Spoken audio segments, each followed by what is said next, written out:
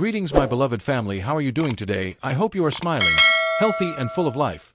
You are more than just viewers, you are my souls, my heart, and my strength. I cherish every single one of you. May your day be filled with happiness, peace, and favor. You are deeply loved and appreciated. Thanks so much for supporting me, for being here, and for choosing to share the special moment with me. Now sit back, and let's begin today's powerful story told with love just for you in the heart of Geneva. Nestled between alpine snowcaps and the rippling shimmer of Lake Leman, stood a mansion that looked more like a palace than a home. With ivory columns, gold-tipped spires, and a sweeping marble staircase, the Montero estate was where elegance married power. It belonged to the Monteros, old money, old prestige, and an even older belief that bloodlines defined worth. Noah Montero, heir to Montero International, a global tech and luxury conglomerate, was not just another suit behind a glass desk. At 32, he was already a multi-billionaire, celebrated in Forbes, hounded by paparazzi, and stalked by heiresses in designer gowns. But behind the confident charisma and brooding gray eyes was a man wounded by the fakeness of the world he was born into. He never believed in pretenses. He didn't find love at wine galas or among the champagne-sipping elites. He found it in a place no one would have expected. Her name was Aria. A 24-year-old immigrant from Albania, Aria had come to Geneva through a domestic work agency. Orphaned at 12, she had grown up in an overcrowded shelter in Tirana. She knew struggle the way rich girls knew fashion trends. With no one to vouch for her, no diploma in hand, and barely enough French to navigate the city, she took up the only job available: house help. The Montero estate hired her with no interest beyond her obedience and silence. She was instructed not to look anyone in the eye, especially not Mr. Noah.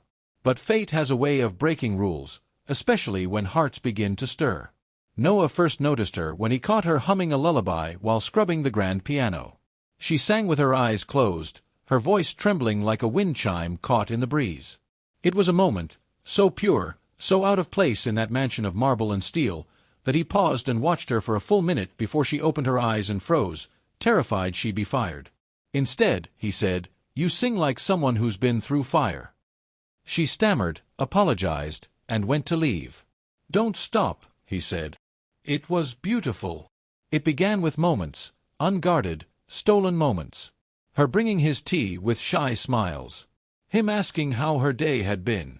Her learning to speak French better. Him learning to pronounce her name with the softness it deserved. Soon, the walls fell. They would talk under the oak trees late at night.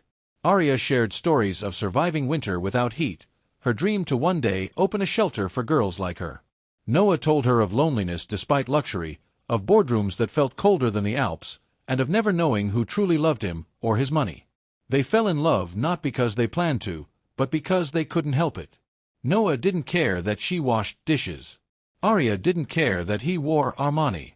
When he kissed her for the first time under the falling snow, it felt like a silent rebellion against everything their world said couldn't be.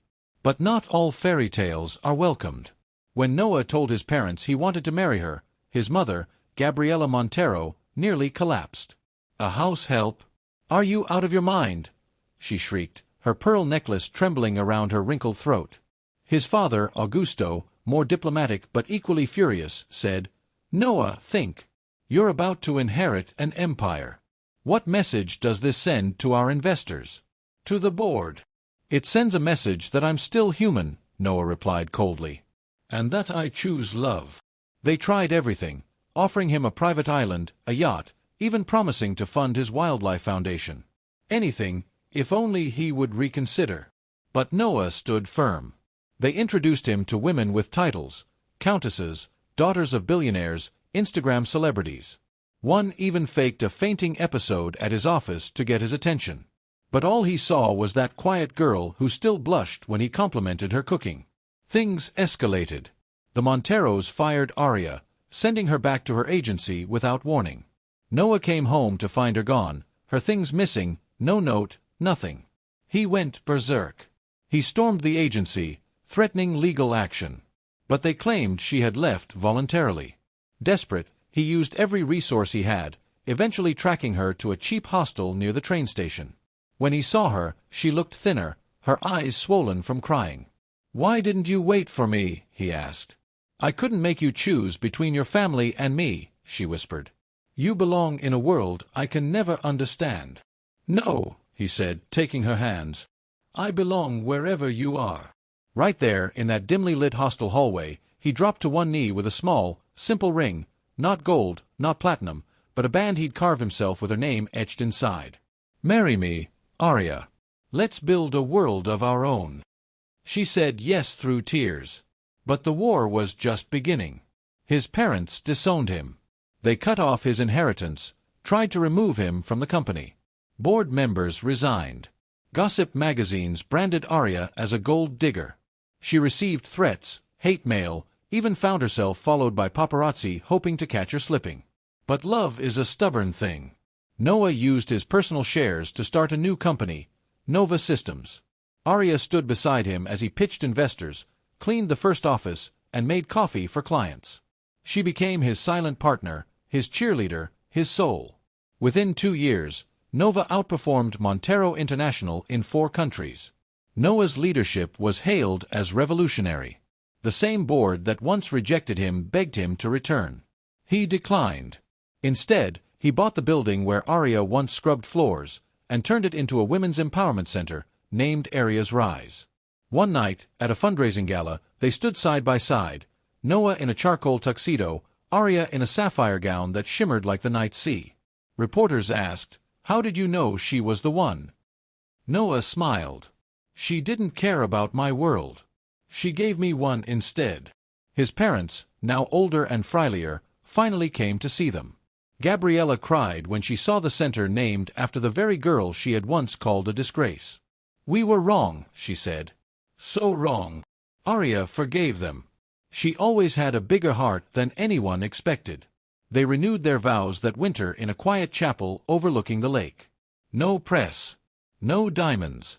Just vows whispered between 2 souls who had walked through fire and come out holding hands. And every time someone asked, "How could a CEO marry a house help?" Noah would say, "Because love doesn't climb ladders. It builds bridges." What Aria had built wasn't a fleeting fairy tale, it was a fortress. But with every fortress comes the siege of time, of trials no one can predict. A year after the launch of Aria's Rise, Aria began hosting monthly sessions for women from refugee backgrounds. She taught them language skills, financial literacy, and self-defense. For someone who had once washed dishes in silence, her voice now filled rooms, inspired movements, and drew admiration from global leaders.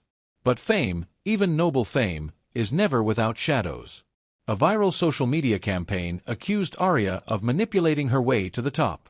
A former staff member from the Montero estate claimed Aria had seduced Noah with a calculated plan from the beginning. Tabloids ran with the story, "House help or gold digger strategist." It nearly broke her. One morning, she stayed in bed all day, the curtains drawn, her breakfast untouched. "I'm not strong enough for this," she whispered, curling into herself. Noah sat beside her, wrapping her in silence, in warmth. "Do you think they would attack you if they saw themselves in you?" he asked. "No, Aria. They attack you because you remind them of what they can never be, resilient." He kissed her hand. "You were a warrior long before you met me. Let them talk. We build truth, not headlines." Encouraged, Aria returned to work, stronger and more driven. But Noah began noticing signs of something else. Her late-night nausea, the way she rested her hand protectively over her stomach. He confronted her gently, a smile tugging at his lips. "Is there something you'd like to tell me, Madam Presidente?" Tears spilled from her eyes as she nodded. "I'm pregnant." Noah lifted her into his arms like a man lifting the entire universe. That night, they danced in their living room, barefoot, no music, just the rhythm of 2 hearts and the promise of a third. But with new life came new battles. At 5 months, Aria developed a rare condition, HELLP syndrome. Her blood pressure soared, and she was rushed into emergency care. The doctors warned Noah, "Either we save the mother or the child. We may not be able to do both." Noah was shattered. He paced the hallway of the clinic, refusing to choose. "Save them both. I don't care what it takes." Hours passed like lifetimes. But then a miracle, a soft cry echoed through the ward. Their son, Elias, was born prematurely but breathing. Aria, weak but alive, looked at Noah with tears in her eyes. "We made it." The weeks that followed were tender but exhausting. Noah took time off work, feeding Elias at 2 a.m., changing diapers, singing lullabies in broken Albanian. Aria called it the most beautiful chapter of their lives. They built not just a business empire, but a family rooted in grace and grit. 3 years passed. Aria's rise became international, opening centers in Morocco, India, Brazil, and Serbia. Aria spoke at the UN, sharing her story. Meanwhile, Nova Systems launched a low-cost medical software that revolutionized diagnostics in rural hospitals. Noah and Aria were now known not just for their wealth, but for their impact. But just when the world seemed settled, an unexpected visitor arrived. A woman named Diana Lucian, a former fiancée of Noah's before he met Aria. Blonde, poised, daughter of a French oil tycoon. She appeared unannounced at the Nova Gala, her diamond heels clicking across the marble floor like gunshots. "Noah," she purred, extending her hand. "I see you haven't changed." "I have," he replied coolly. "I've learned to see people clearly now." But Diana wasn't done. She had become a board member of a rival conglomerate, Orbis Tech, and she intended to bring down Nova. Weeks later, Nova was hit with a lawsuit for patent infringement. Anonymous sources leaked company files. Share prices dipped. Noah was summoned to testify. Behind the scenes, Diana reached out to Aria. "I know what you are," she said smugly. "Do you really think they'd let someone like you last forever? You can't erase where you came from." Aria didn't flinch. She stared Diana dead in the eye and replied, "That's the difference between you and me. I don't need to erase where I came from, I honor it. Because where I came from made me." Diana left defeated, but the damage had been done. Noah faced mounting pressure. He barely slept, his beard growing in patches, his voice hoarse from endless meetings. Aria stood by him, calming storms with her presence, bringing Elias to the office just to remind Noah why he fought. Then one morning, the verdict came in. The lawsuit was dismissed. Evidence surfaced that Orbis Tech had fabricated the infringement case. Diana resigned in disgrace. Nova's stocks soared again. But the ordeal had taken its toll. Noah collapsed at home that evening, exhaustion and stress merging into a cardiac scare. Aria held his hand in the ambulance, sobbing, "You're not allowed to leave me. Do you hear me?" He recovered, slowly, but it made them both re-evaluate their lives. "We've done enough," Aria said one evening, watching the sunset from their lakeside porch. "We've fought the world. Maybe it's time we just lived." And so, they did. They appointed a trusted CEO to lead Nova. Aria passed the directorship of Aria's Rise to a woman she mentored. They bought a quiet farmhouse near Lucerne, with goats, chickens, and a garden where Elias chased butterflies. The media speculated, why have they disappeared? They hadn't. They were simply living the love story most people only dream of. One fall evening, Elias, now 7, sat with his parents under the apple trees. "Papa," he asked, "why did you marry Mama if everyone said not to?" Noah smiled, brushing a leaf from his son's hair. "Because Mama is the only one who saw me. The real me.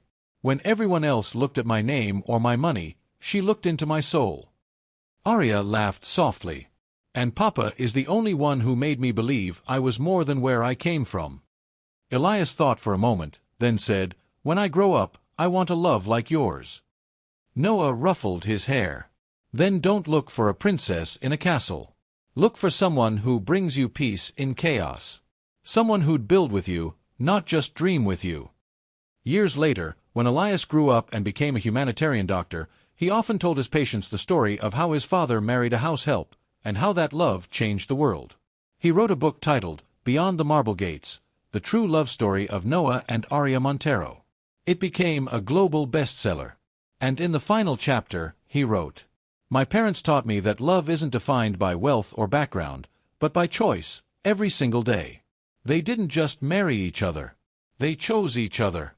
Over and over, against all odds, beyond the gates of power, beyond judgment, beyond fear. And in that choosing, they changed the world." Aria sat at the window of their Lucerne farmhouse, watching the sky drape its golden cloak over the mountains.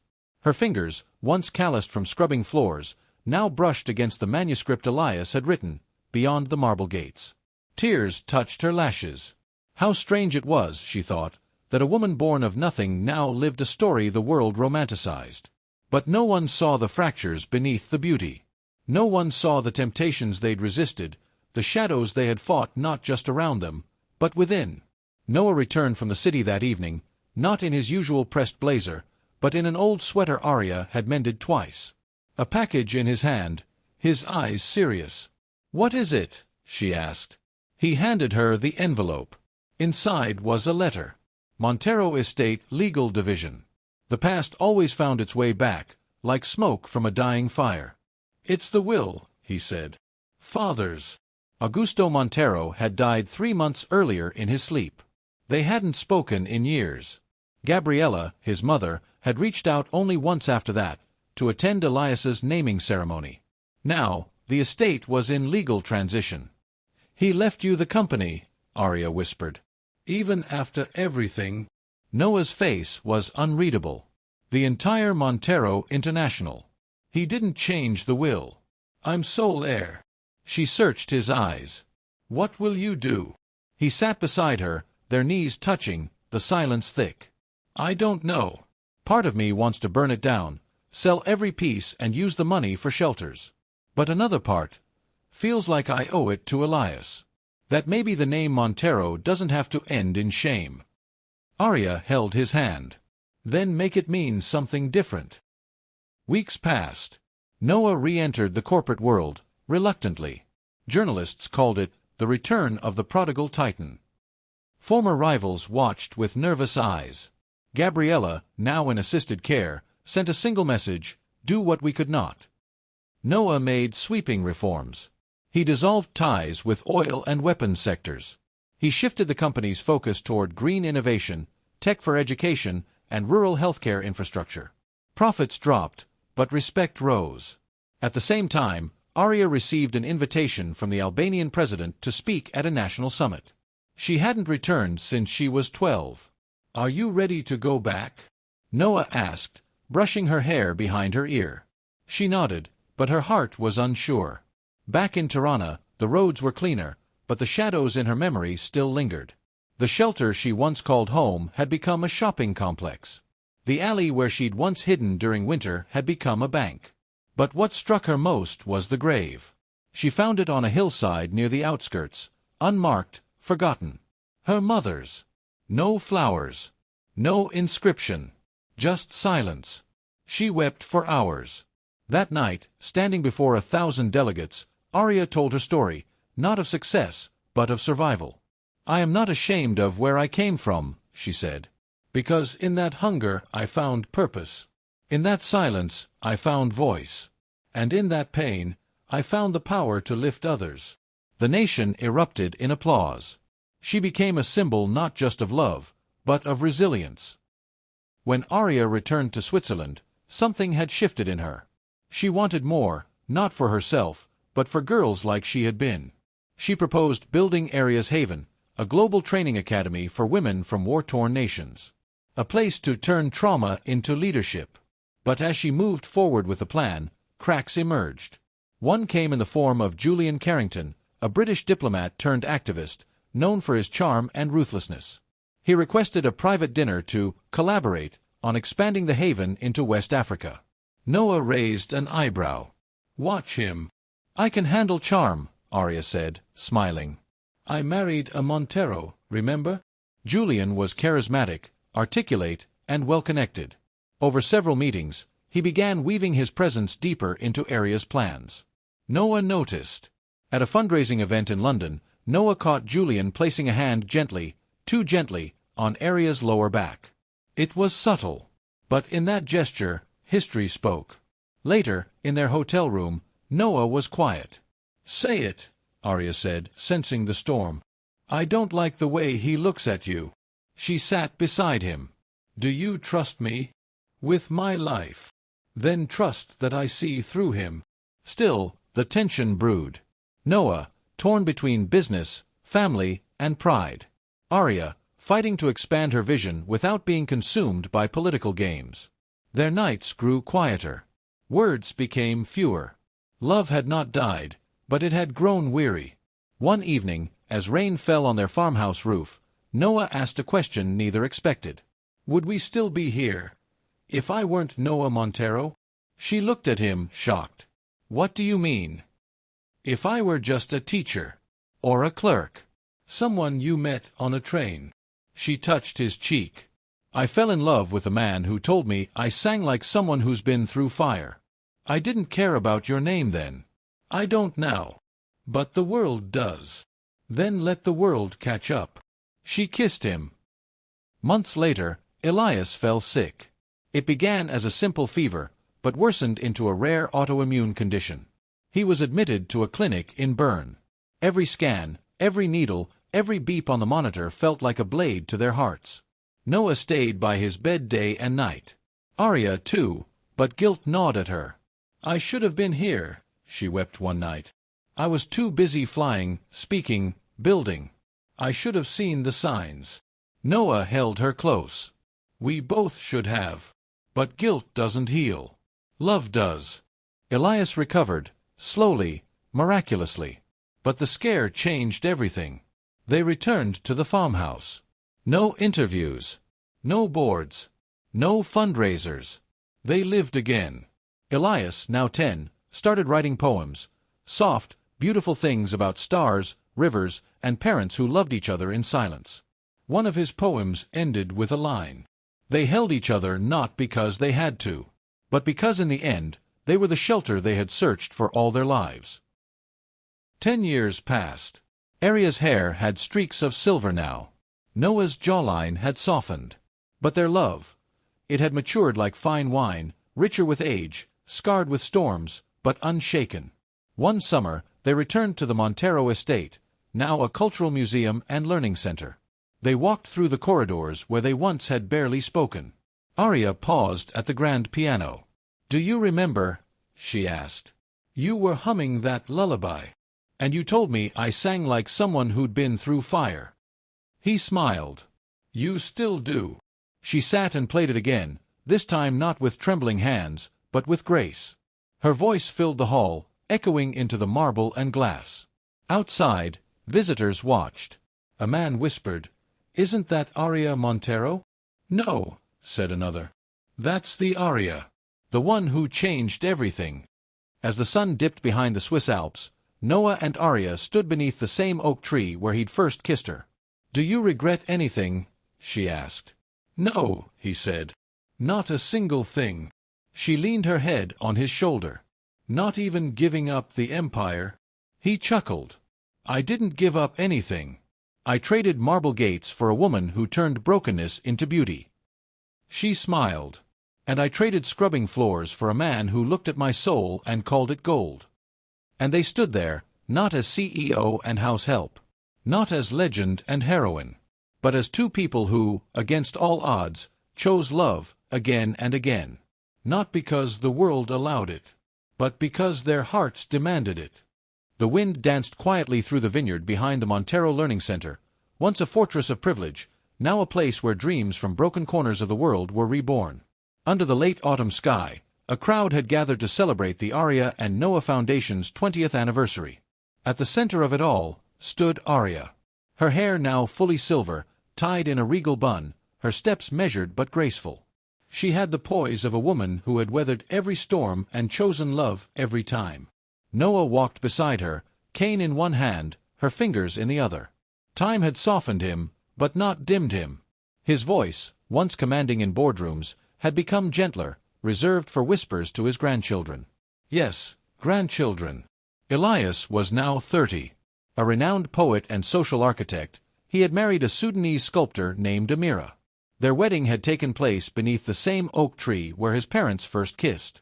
They now had 2 daughters, Lena and Ava. Aria looked over at them now, running through the garden in laughter. Noah smiled. "They remind me of you." Aria raised a brow. "Wild and barefoot." "No. Free." The ceremony began. The mayor of Lucerne stood and spoke of the lives changed by the foundation. Over 12,000 scholarships across 24 countries, healthcare for 300,000 women in remote areas, sustainable housing, and trauma healing centers. But when Aria came to speak, she didn't talk about numbers. She told them a story. I was once a girl in a dusty corner of Tirana, who thought the sky only belonged to the rich. I worked for families who called me, that girl. I scrubbed floors with dreams in my mouth and nowhere to speak them. Then I met a man. Not because I was looking for him, but because the universe knew I needed someone who didn't just look at me, but saw me. He told me I sang like fire. And from that moment, I began to burn down everything that told me I wasn't enough. Tears filled the eyes of women, men, even dignitaries. Aria continued. But love is not just about finding each other. It's about choosing each other again when everything tries to pull you apart. I chose Noah through scandals, through silence, through sickness. And he chose me, even when his name was a throne and I was just a whisper in the hall. She reached for Noah's hand and raised it. This hand never let me fall. And today, if you remember anything, let it be this: no gate is too marble, no bloodline too royal, no past too tattered for love to grow. The crowd rose in thunderous applause. But in the quiet that followed, Aria felt something shift in the air. Later that night, as they sat under the stars with Elias, Amira, and the girls, Aria leaned into Noah and said, "There's something in your eyes." He chuckled. "Always knew you'd become a prophet." "No," she said seriously. "I mean it. You're not telling me something." He sighed. "I saw the doctor last week. The scans aren't good." Her world tilted. "Noah, it's okay. I've had more life than I ever dreamed. And I've lived every second of it with a woman who made breathing feel like a poem." She cried quietly, her tears falling onto his sweater. They didn't tell Elias that night. Instead, they spent every waking hour of the next 6 months together, planting olive trees, reading Elias's poems aloud, helping Ava and Lena learn how to braid their hair like Grandma Aria used to wear it. Then, one morning, Noah didn't wake. He had died peacefully in his sleep, one hand holding a letter addressed to her. "To Aria, the woman who taught me how to love. If you're reading this, I've gone ahead to that place we both wondered about. I always told you I didn't believe in heaven until I met you. But if it exists, you will be the first face I see when you arrive. I've made peace. With my father. With my mother. With the boy who once tried to run from love because he thought the world would never allow it. But you turned my name into something noble. You were never just the girl who swept floors. You swept through my life and made it sacred. Please, keep singing. Keep building. Keep raising warriors like Elias. And when it's your time, I'll be waiting. Under the same oak tree. Love always, Noah." The funeral was attended by world leaders, artists, and street vendors from towns they'd helped. But Aria didn't cry that day. She wore a white dress, the one Noah had loved most.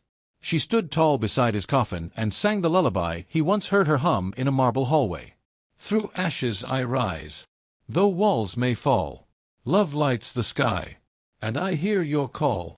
Afterward, she walked to the tree and sat beneath it. The wind stirred.